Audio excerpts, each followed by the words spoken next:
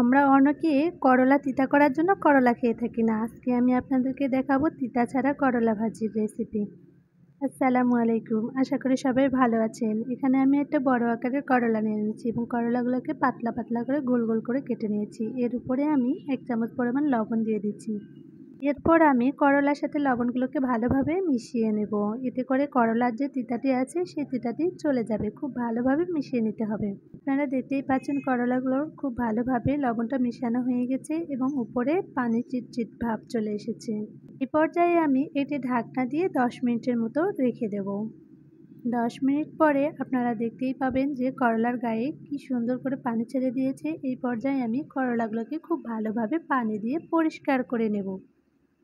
রান্না করার সময় আমি একদমই করলাতে পানি ব্যবহার করব না, কারণ করলাতে পানি যত বেশি দেওয়া হয় তত বেশি তিতা হয়ে থাকে।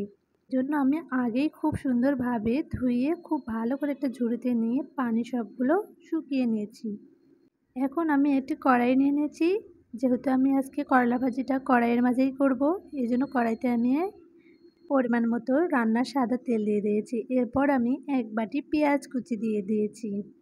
করলায় একটু পেঁয়াজ বেশি ব্যবহার করলে করলাটি খেতে খুবই মজা লাগে। এরপর আমি এখানে 10টি কাঁচামরিচ দিয়ে দিয়েছি আর দিয়ে দিব 1 বাটি রসুন কুচি।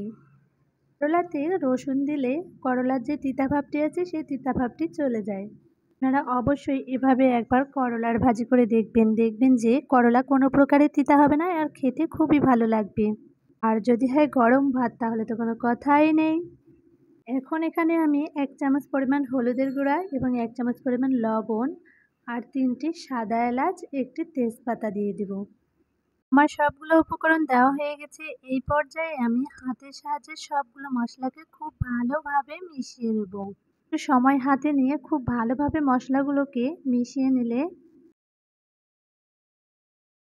করলার ভাজিটি খেতে দুর্দান্ত হয়ে থাকে। আপনারা দেখতেই পাচ্ছেন আমি হাতের সাহায্যে খুব ভালোভাবে সবগুলো মশলাকে মিশিয়ে নিয়েছি। এই পর্যায়ে আমি আগে থেকে ধুয়ে রাখা যে করলাটি ছিল সেই করলাটিকে আমি এখানে দিয়ে দিব। এখন আমি করলাগুলোকেও মশলাগুলোর সঙ্গে খুব ভালোভাবে মিশিয়ে নেব।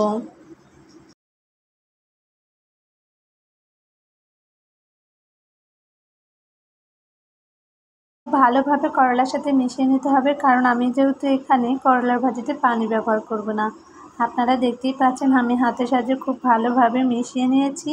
এই পর্যায়ে আমি এটি ঢাকনা দিয়ে ঢেকে রেখে দেব 5 মিনিটের মতো। 5 মিনিট পরে আমি চুলায় কড়াইটি বসিয়ে দিয়েছি এবং 2 থেকে 3 মিনিট জাল করে নিয়েছি। এরপর আমি ঢাকনাটি খুলে আমি আপনাদেরকে দেখাচ্ছি কতটা কালারটা চেঞ্জ হয়ে এসেছে। এই পর্যায়ে আমি একটি চামচের সাহায্যে করলাগুলোকে উল্টিয়ে পাল্টিয়ে খুব আলতোভাবে 2 থেকে 3 মিনিট ভেজে নেব।